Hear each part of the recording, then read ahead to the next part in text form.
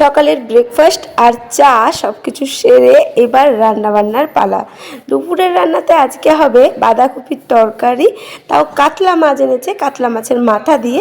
আর ওই যে দেখতেই পাচ্ছ বাবা ওদিকে চা খাচ্ছে, আর আমি এখন বসিয়ে দেবো মাছ ভাজা।